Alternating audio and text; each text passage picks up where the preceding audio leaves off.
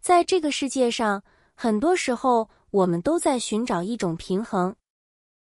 大家各退一步，或者互相合作，哪怕有矛盾，也能找到共存的办法。但是有极少数的情况，这种中间地带消失了。局面变得非常极端，只有两个选择，要么我彻底输掉，要么你彻底消失。没有握手言和，没有双赢。中文里有一个非常直白，甚至听起来有点残酷的成语，专门用来形容这种状态，叫你死我活。这4个字非常简单，意思却很重。你死，也就是对方必须失败，我活，自己才能生存。他把复杂的关系简化成了一场零和游戏。我们在什么情况下会用到这么激烈的词呢？最常见的是形容激烈的竞争。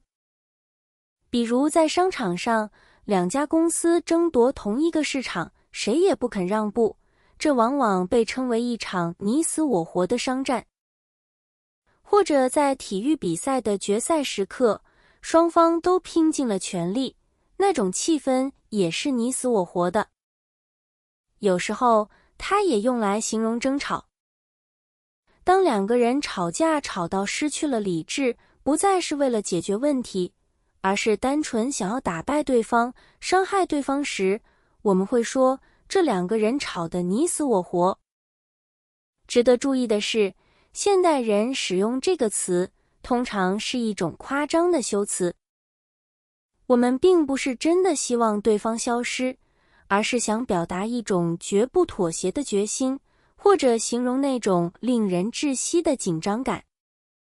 你死我活这个成语其实是在提醒我们，这是一种最极端的对抗形式。它意味着所有的温和与退路都被切断了。下次当你看到一种竞争激烈到让人喘不过气，或者一种冲突尖锐到无法调和时，你就会明白，这就是所谓的你死我活。它让我们看到，当共存变得不可能时，局面会变得多么惊心动魄。